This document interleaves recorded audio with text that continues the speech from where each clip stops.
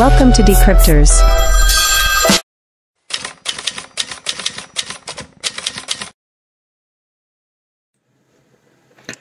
Hello, welcome to Decryptors. आज 29 तारीख है अक्टूबर की। तो weekly analysis, weekly review start करने से पहले मैं आपको थोड़ा सा बैकग्राउंड बता दूं।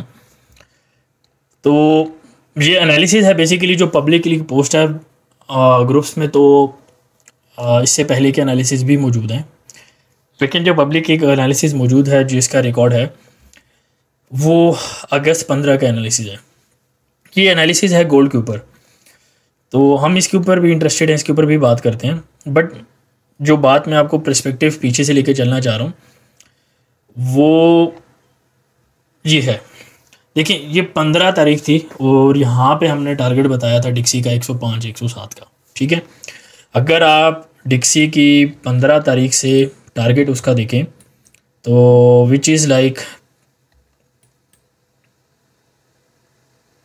तकरीबन यहाँ से, ठीक है, 103 के पास से हमारे पास 107 का टारगेट अचीव हुआ। अच्छा, इसमें दूसरा पॉइंट लिखा है कि हम 25 बेस पॉइंट जो है वो एक्सपेक्ट कर रहे थे। ठीक है, इसको डिस्कस करते हैं, ये माइंड में रखनी है आपने बात। रेट कट्स के ऊपर भी हम फिर बात करेंगे बाद में। और अच्छा, ये चार्ट आप देख लें, हमारे पास प्राइस थी 1900 के पास। यहाँ पे हमने एक बात की ब्रैकेट के अंदर कि 1900 को अगर कंसीडर किया जाए तो हम 400 से 300 पिप्स यानी 400 पिप्स की मूव हम ऊपर वाली साइड पे देख रहे हैं। ठीक है, तो बेसिकली ये इलियट वेव एक बना हुआ है और इसकी हम ABC करेक्शन वेव ये यहाँ तक आनी चाहिए थी। और ABC वेव की जो B वेव है बेसिकली आपके पास, BC वेव जो है आपके पास, इसके अंदर एक सब वेव बन रही थी। ठीक है, अब ये सब वेव बेसिकली हमारे पास 300-400 पिप्स का पंप ले सकती थी। तो मार्केट ने क्या किया, जब हमारा एनालिसिस पोस्ट था कि यहाँ से एक पंप लिया जो कि 1948-49 के पास था और वहाँ से मार्केट तकरीबन आई है 1810 तक। हमारा टारगेट क्या था? 1828। हमारे ग्रुप्स में 1800 भी कॉल था, तो लेकिन मार्केट वहाँ तक नहीं गई। ठीक है, तो बेसिकली $10 का मिस था, लेकिन 1800 विथ रिस्पेक्ट टू 2070 कॉल था। ठीक है, नॉट फ्रॉम हेयर। तो ये एक प्रीवियस एनालिसिस था। अच्छा, ये मैंने बेसिकली इस वजह से खोला है कि इसमें आपको मैं 2-3 चीज़ें एक्सप्लेन करना चाह रहा था।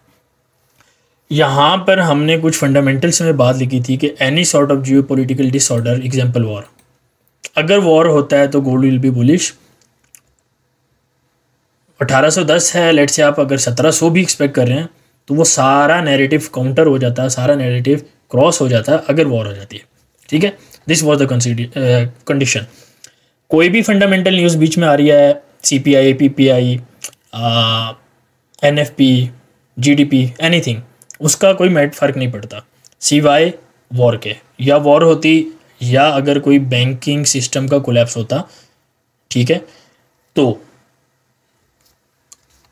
अच्छा, अब बेसिकली क्या हुआ, मार्केट जैसे ही हमारे पास इन लेवल्स के ऊपर आई है एक वॉर का फैक्टर आ जाता है, यानी कि टेक्निकली भी अच्छा लेवल है और वॉर का फैक्टर भी आ गया।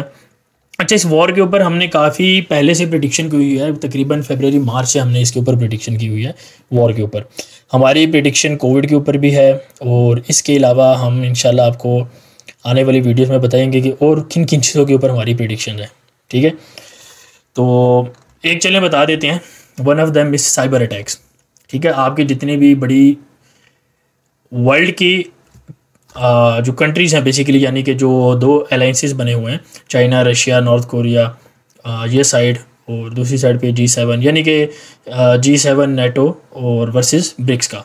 तो इनमें जो मेजर कंट्रीज़ हैं, ठीक है, USA, UK और ये, इन कंट्रीज़ की बड़ी कंपनीज़ के ऊपर साइबर अटैक्स होंगे और बहुत लार्ज स्केल के ऊपर होंगे, इतने लार्ज स्केल के ऊपर होंगे कि उन कंपनीज़ के जो स्टॉक्स हैं वो डंप कर जाएंगे। ठीक है, और स्टॉक मार्केट के अंदर अगर आप एप्पल की बात करें या इस तरह के बड़े स्टॉक्स की बात करें कि 2%, 3% का मतलब होता है, 2% का मतलब है एप्पल में 2% का स्टॉक गिरने का मतलब है $20 बिलियन का लॉस रफली। ठीक है, इसी तरह आप डिफरेंट स्टॉक की डिफरेंट वैल्यू है वो आप उनकी मार्केट कैप के अकॉर्डिंगली कैलकुलेट कर सकते हैं। ठीक है, तो एनीवे ये एक हमारी प्रेडिक्शन थी, दो आपके सामने है, एक हमने आपको बता दिया, आपको क्योंकि नहीं पता वो अपन आपको बता दिए। तो अभी हम यहीं से अपना एनालिसिस स्टार्ट करते हैं डिक्सी के साथ, ठीक है। डिक्सी का हमारे पास 107 तो अचीव हो गया, आगे क्या है। अच्छा, डिक्सी के अंदर बेसिकली रिटेल एनालिसिस के मुताबिक यहाँ पे हमारे पास एक बुल फ्लैग बन रहा है, और बुल फ्लैग जो है आपके पास, अगर आप इसकी इसको फिब के साथ भी आप अगर करना चाह रहे हैं तो that is also the confluence, ठीक है, अलॉन्ग विद द EMA।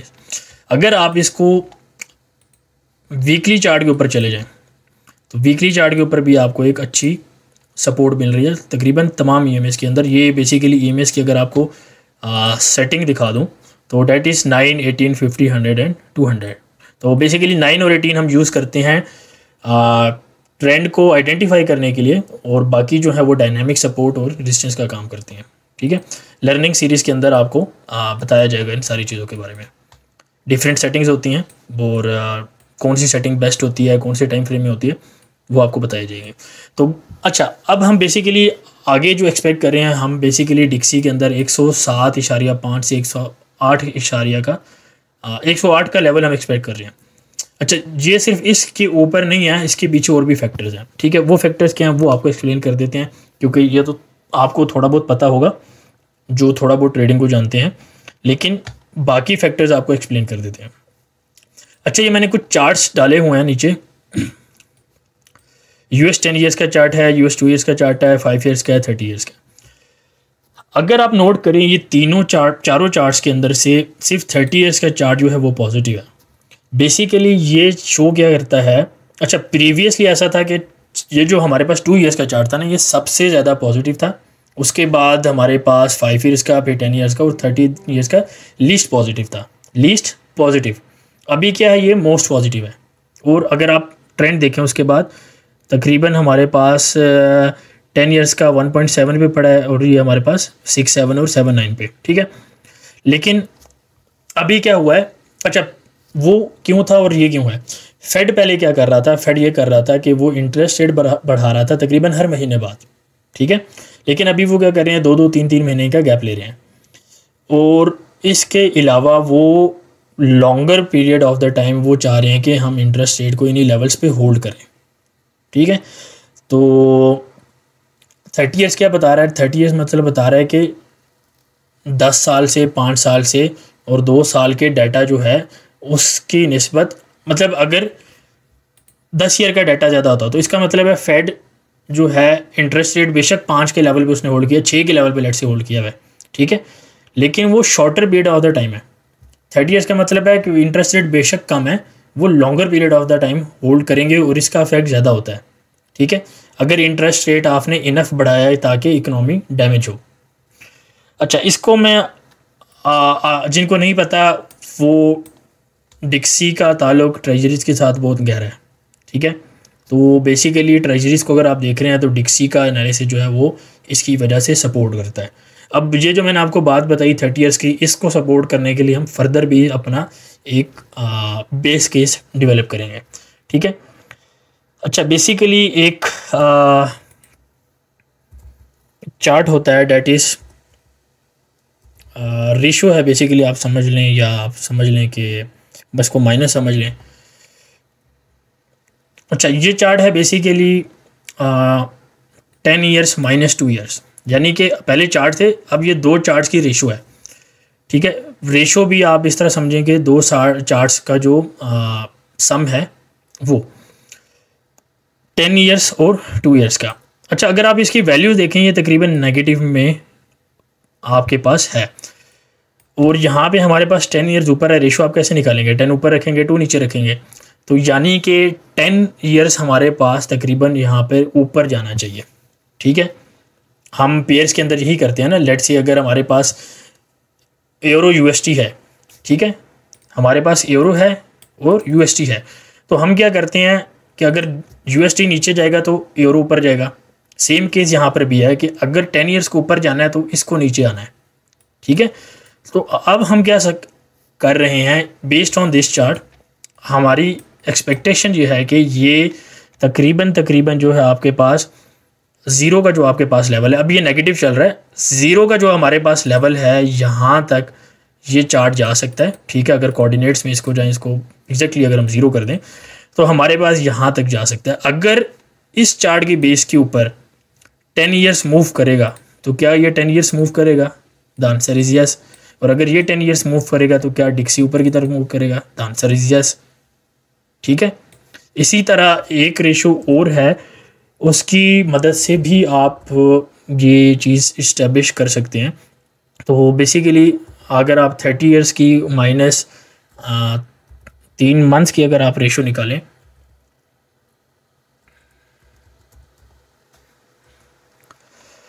तो ये बेसिकली 30 और 3 मंथ की आपके पास रेशो है।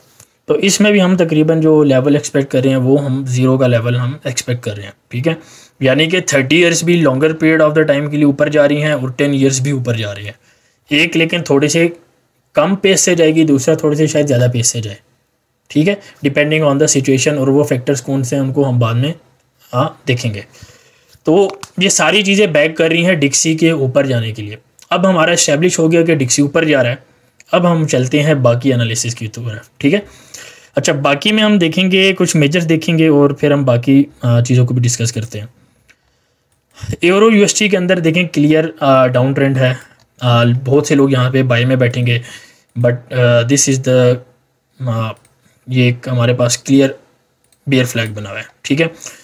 और अगर ये चार्ट प्ले होता है तो आपको पता है कि 57% तकरीबन हमारे पास डिक्सी की जो कंपोजिशन में है यूरो का, उसमें पार्ट है। तो अगर हम डिक्सी को ऊपर एक्सपेक्ट कर रहे हैं, हम यूरो को नीचे देखेंगे, ठीक है। यूरो का नीचे लेवल कौन सा हो सकता है? डैट इज़ अराउंड 1.04 का लेवल, ठीक है। 1.04 का लेवल ये हम एक्सपेक्ट कर सकते हैं, और बेस्ड ऑन फंडामेंटल्स भी और बेस्ड ऑन टेक्निकल्स भी, ठीक है। जीबी भी हमारे पास तकरीबन कोई बुलिश नहीं दिखा रहा, ऑल्दो अगर आप यूरो को देखें थोड़ा सा ज़्यादा बेरिश पैटर्न इसमें बन रहा है, बट जीबी जो है तो अगर आप इसको देखें थोड़ा सा ये जगह होल्ड कर रहा है। बट स्टिल हम जीबी के अंदर भी 1.19 1.18 का लेवल देखेंगे, यानी कि 1.18 से 1.19 का लेवल, ये वो लेवल हो सकते हैं जहाँ से आपको अच्छी बाय मिल सकती है, ठीक है। और याद रखना ये चार्ट है डेली का, तो इंट्राडे के अंदर क्योंकि न्यूज़ बहुत हैं तो वो लाइव मार्केट में ही बताए जा सकते हैं, ठीक है। अगर आपको यहाँ से 4 घंटे में देखना है तो 4 घंटे में अभी कुछ भी नहीं है, यहाँ पे नो ट्रेड है, ठीक है। तो बेहतर ये होगा कि हमें कहीं से ऊपर से ट्रेड मिले और ये हमारा टारगेट हो, ठीक है। सेम फॉर यूरो, तो ये हमारे पास बेसिकली वो है। डिक्सी को हमने कवर कर लिया, यूरो को कवर कर लिया, जीबी को कवर कर लिया। There is one more pair जो कि थोड़ा सा इंटरेस्टिंग था, that is USD CAD. USD CAD के अंदर अगर आप देखें, आई डोंट नो ये इतना क्लियर पैटर्न लोगों ने क्यों नहीं नोट किया। हर जगह पे बुल फ्लैग बेयर फ्लैग्स बन रहे हैं, सिंपल तरीन पैटर्न्स। अगर क्लासिकल चार्टिंग के अंदर आप इसका मूव अगर आप मेजर करेंगे तो आप मूव कैसे मेजर करते हैं? बेसिकली जो फ्लैग की हाइट है वो आप कॉपी करेंगे, डुप्लीकेट करेंगे और आप पोस्ट कर देंगे, ठीक है। और which is around this level 1.04 का लेवल जो है 1.4 से लेके तकरीबन 1.42 तक, ठीक है, 428 तक ये लेवल आपको मिल सकता है, ठीक है, यूएसटी कैड के अंदर। तो अब अगर यूएसटी कैड, अच्छा यूएसटी कैड बुलिश इसलिए भी है क्योंकि डिक्सी भी बुलिश है, ठीक है। तो यारी बात है जो मेजर यूएसटी के पेयर्स हैं वो हमें थोड़ा सा या तो बुलिश दिखेंगे या तो कंसोलिडेशन के अंदर दिखेंगे, ठीक है, अनटिल अनलेस कोई बहुत बड़ा उनके अंदर नेगेटिव कोरस्पॉन्डिंग पेयर के अंदर न्यूज़ नहीं आती और कोरिलेशन ब्रेक नहीं होती आपकी, ठीक है, अनटिल दैट। अच्छा, यूएसटी कैड का बेसिकली लिंक है अब ऑयल के साथ, ठीक है। तो ऑयल फ़िलहाल तो वीकली में तो ऑब्वियसली बुलिश है, एक एरिया होल्ड किया हुआ है इसने, लेकिन अगर आप डेली के अंदर इसको देखें या आप इसको अपना लेके चलें 4 आवर के अंदर, तो ये एक कंसोलिडेशन बन रही है, ठीक है। और ये कंसोलिडेशन बुलिश नहीं है, ये कंसोलिडेशन बुलिश नहीं है। इसका मतलब है कि हम थोड़ा सा जो है इसको 80 के लेवल से 77 के लेवल तक हम देख सकते हैं आपका ऑयल को, लेकिन इसका मतलब ये नहीं है कि आप यहाँ से सेल कर देंगे। ठीक है, ऑयल लॉन्ग टर्म ऊपर जाना है, लेकिन आप थोड़ा सा एहतियात करेंगे ऑयल को ट्रेड करने में ड्यू टू जियोपॉलिटिकल जो आपके फैक्टर्स हैं उसकी वजह से भी, और आपका बाकी चीज़ें भी जो चल रही हैं। ठीक है, अच्छा एक पेयर और है मुझे जो थोड़ा सा इंटरेस्टिंग लगा था, डैट इज़ NZD-JPY। अच्छा NZD-JPY न्यूजीलैंड येन हमारे पास तकरीबन 86.3 से 86 का लेवल हमारे पास आ सकता है। ठीक है, अगर मैं ये विक अगर आपको कहूँ कि ये एक विक हमारे पास टारगेट हो सकती है 4 आवर के चार्ट के अंदर, तो गलत नहीं होगा। इसमें आप कुछ इस तरह की मूव एक्सपेक्ट कर सकते हैं, यानी कि ये EMA की तरफ, मीन की तरफ रिट्रेस करेगा और फिर मीन से रिजेक्शन लेगा। ठीक है, मीन क्या है और एक्सट्रीम क्या है, इसको हम डिस्कस करेंगे अपनी लर्निंग सीरीज़ के अंदर। ठीक है, अच्छा ये तो मेजर पेयर्स हो गए तकरीबन, जो पेयर्स मुझे लग रहा था कि ठीक हैं उनको डिस्कस कर देते हैं। अच्छा इनको भी डिस्कस करते हैं, थोड़ा सा स्टॉक मार्केट को भी टच कर लेते हैं। S&P 500 में मैं आपको टारगेट जल्दी से बता देता हूँ बस। S&P 500 के अंदर हमारे पास टारगेट रहेगा 4050 या 4060 तक। ठीक है, सेल देखेंगे हम, स्टिल ऊपर से देखेंगे यहाँ से। अगर मार्केट ओपन होती है डायरेक्ट और यहाँ पे हमें मिल जाती है तो फिर हम सेल नहीं देखेंगे, फिर टारगेट अचीव हो गया। हम क्या करेंगे, अगर ऊपर से सेल मिलती है हम तब देखेंगे सेल। ठीक है, और सेम गोज़ फॉर नैस्डैक। हम तकरीबन 14,400 के लेवल के पास से हम इसमें सेल देखेंगे 13,820 तक। ठीक है, 13,820 तक हम सेल एक्सपेक्ट कर सकते हैं नैस्डैक के अंदर, लेकिन सेल हमें मिलेगी ऊपर से। ठीक है, अच्छा अब स्टॉक मार्केट का ताल्लुक भी बेसिकली इनके साथ है। अगर ये चीज़ें पॉजिटिव जा रही हैं, डिक्सी पॉजिटिव जा रहा है, तो हमारे पास ये नेगेटिव है। ठीक है, सिंपल एज डैट। अच्छा गोल्ड सबका फेवरेट है। गोल्ड में बेसिकली आप के पास 2 लेवल हैं। गोल्ड थोड़ा सा ट्रिकी है, तो मैं आपको सिंपल सी बात करूँगा। गोल्ड के अंदर आप 1985 ये आपके पास एक लेवल है। 1985 से आप लॉन्ग देखेंगे 2022 से 2026 का जो लेवल है। ठीक है, 2026 का लेवल जो है, इस लेवल से आप शॉर्ट देखेंगे। या तो आप ये ट्रेड करेंगे गोल्ड के अंदर, और या तो आप ये ट्रेड करेंगे। ठीक है, अब भी फॉर द टाइम बिंग, अगर कल को कोई वॉर की सिचुएशन एस्केलेट करती है या पीस आता है तो ये सिचुएशन ऑब्वियसली चेंज हो जाएगी। ठीक है, फिर वो हमें देखना पड़ेगा लाइव मार्केट के हिसाब से। तो आगे फंडामेंटल को थोड़ा सा डिस्कस कर लेते हैं।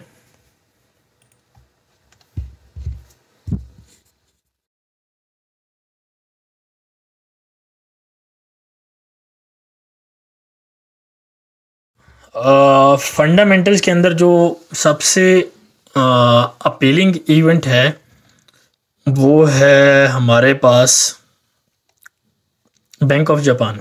ठीक है, 31 अक्टूबर मंगल का दिन। अच्छा USG-JPY को भी देख लेते हैं। ये रहा USG-JPY। मैंने आपको कहा था कि 150 के ऊपर से आप इसमें सेलिंग डालना शुरू करें। ठीक है, 150 से ऊपर। अब ये प्राइस का जो एरिया है वो भी अच्छा है हमारे पास, उसके अलावा हमारे पास टाइम भी अच्छा है और हमारे पास इवेंट भी है। अब काफ़ी लोग इंटरवेंशन जो है वो कह रहे हैं कि इंटरवेंशन आएगी मार्केट में, लेकिन इंटरवेंशन का मसला ये है कि अगर वो जापान इंटरवीन करता है तो उसको $100 बिलियन का जो कॉस्ट है वो लगती है। तो इंस्टेड वो क्या कर सकते हैं, वो ये कर सकते हैं कि वो इंटरेस्ट रेट बढ़ा देंगे। क्या करेंगे, इंटरेस्ट रेट वो इंक्रीज़ कर देंगे बजाय वो अनचेंज करने के या नेगेटिव रखने के। अच्छा इस एनालिसिस में देखें, मैंने आपको एक बात की थी कि ये बात आपने माइंड में रखनी है 25 बेस पॉइंट वाली। ये 25 बेस पॉइंट जो है फेड नहीं बढ़ा रहा। ठीक है, हम उस पर भी बात करते हैं। बेसिकली जब अमेरिका, कनाडा, यूरोप ये सारा एरिया इंटरेस्ट रेट बढ़ाना बंद कर देगा तो ये इंटरेस्ट रेट बढ़ाना शुरू कर देंगे। ठीक है, 1 महीना आगे पीछे होगा लेकिन ये काम शुरू हो जाएगा, आपके सामने होगा। और जैसे ही ये काम होगा, बगैर कोई पैसा डाले, बगैर कोई इंटरवेंशन करे, आपके पास ये हमारे पास अभी नेगेटिव शो हो रहा है ना। अगर आप इसको देखें, जापान के डाटा को देखें आप, ठीक है, अभी नेगेटिव में है। तो 0.1 नेगेटिव है, 0 न्यूट्रल है और अबव 0 पॉजिटिव है। तो यानी कि ये रेट अबव 0 जा सकता है। और अभी रिसेंटली उनकी स्टेटमेंट भी आई थी कि 2024 तक वो 2% तक लेके जा सकते हैं आपका इंटरेस्ट रेट, यानी कि 2% तक। तो 2% अच्छा खासा तकरीबन 200 बेसिस पॉइंट का जो है 210 बेस पॉइंट का वो एक इंक्रीज़ है। तो वो काफ़ी अच्छी वजह बन सकती है। और USD JPY का इमीडिएट टारगेट आपके पास 145 का रहेगा और 145 से नीचे आपके पास 142 से लेके 138। ठीक है, 145 आपको एक ही वीक के अंदर मिल जाएगा। ठीक है, ये आपको सिंगल वीक के अंदर ये टारगेट मिल जाएगा। उसके बाद आपके पास जो एक नीचे लेवल आ सकता है, डेट वुड बी 138, 142। अब ये 1 महीने की ट्रेड हो सकती है, टाइम ले सकती है। ठीक है, डिपेंड करता है कि वो इस इवेंट पे बढ़ा रहे हैं या अगले पे, चांसेस हैं कि इस पे कर देंगे। ठीक है, और अगर कोई बहुत लंबा खेलना चाहता है, जैसे कि वो कहता है कि यार 2% तक जा रहा है अगले साल, तो मैं अगले साल तक होल्ड क्यों ना करूं, और लेवल भी बड़ा अच्छा है। ठीक है, 1 साल से तकरीबन USD JPY ऊपर चढ़ रहा है, तो अब कम से कम 3-4 महीने तो नीचे मूव आनी चाहिए। तो अगर कोई इस तरह की ट्रेड चाह रहा है तो उसके लिए टारगेट है, वो टारगेट हमारे पास रहेगा 128 का। ठीक है, तो ये बहुत अच्छी ट्रेड है, इसको आप लोग मिस ना करना। ठीक है, अच्छा, इसके अलावा बेसिकली एक हमारे पास जो इवेंट्स थे हमारे पास, जो मुझे सही लग रहा है जिसको हमें डिस्कस करना चाहिए। अच्छा, न्यूजीलैंड का जो रेट है वो भी तकरीबन आ सकता है, और न्यूजीलैंड का हमारे पास टारगेट रह सकता है तकरीबन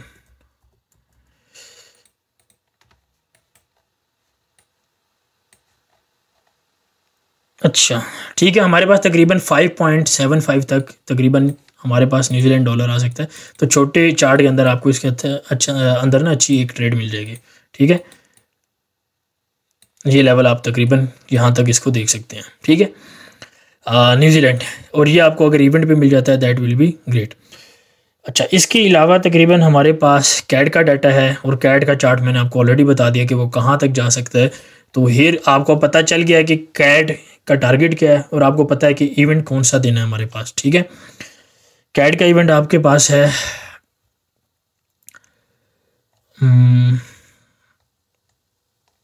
ट्यूसडे को था ना, आई गेस सो।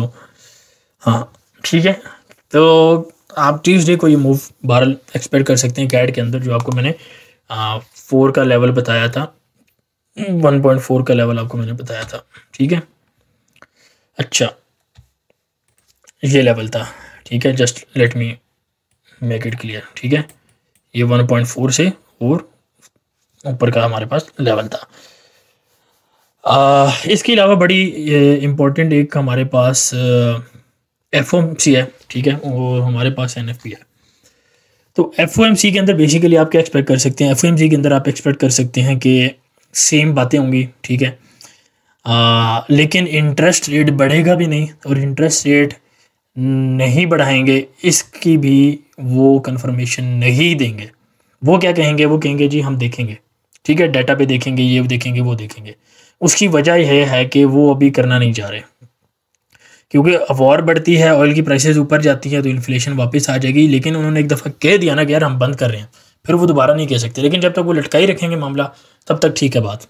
ठीक है, तो बेसिकली वो क्या कहेंगे जी कि इकनॉमी जो है वो गुड है, जॉब मार्केट भी अच्छा काम कर रही है, और इंटरेस्ट रेट जो है हम अगले साल कम कट करेंगे, हम लॉन्गर टर्म तक होल्ड करेंगे। ठीक है, वही बात जो आपको मैंने US 30 ईयर्स के हिसाब से आपको बताई भी है, और आपको डिफरेंट रेशियोज़ के हिसाब से भी मैंने आपको समझाने की कोशिश की है। ठीक है, और फिर अगर आप देखें अपना जो प्रीवियस डाटास थे, अपना CPI का, PPI का, PCE का डाटा, वो भी इतने अच्छे नहीं थे, इन्फ्लेशन के हक में नहीं थे, यानी कि उसके अंदर अपटिक आ रहा है, एक जंप आ रहा है, ठीक है।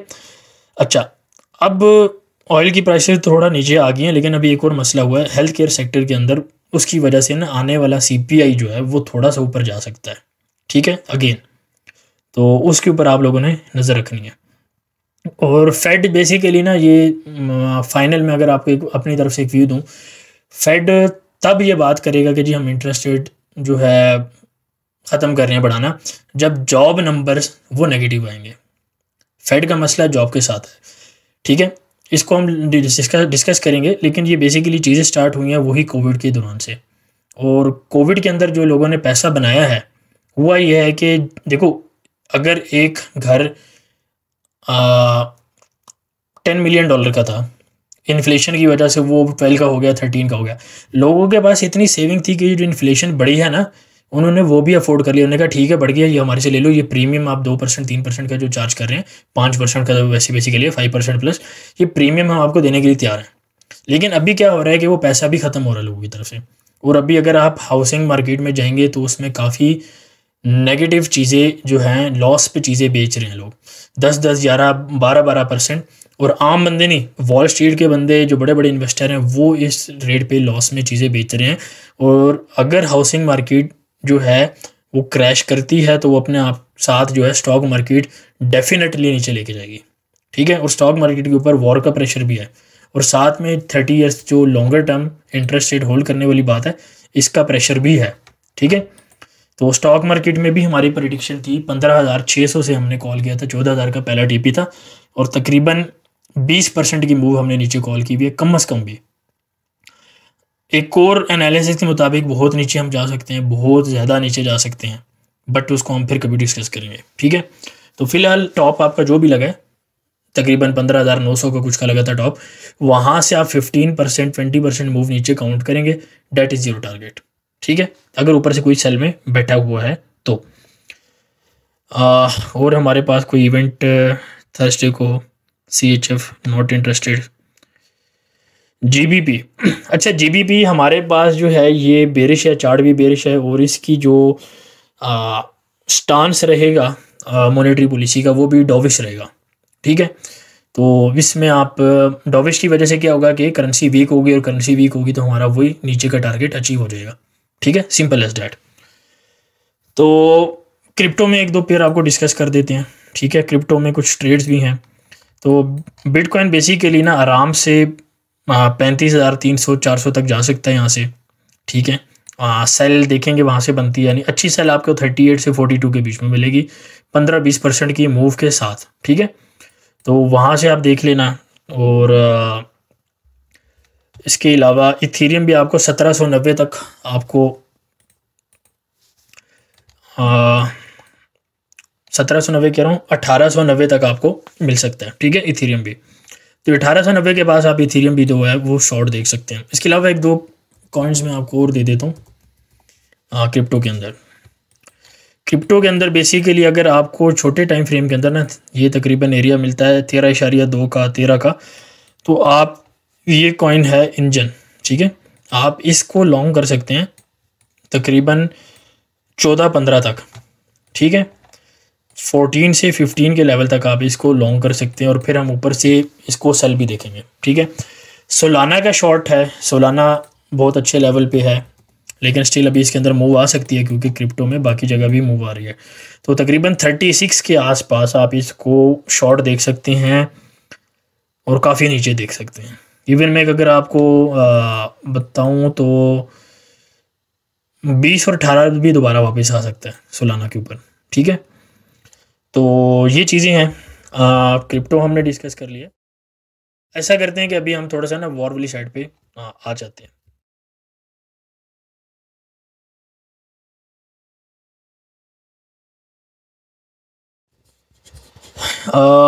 देखिए, वॉर के ऊपर क्लियर कट हमारा एनालिसिस था। मैंने आपको लास्ट फ्राइडे के ऊपर भी बताया कि वॉर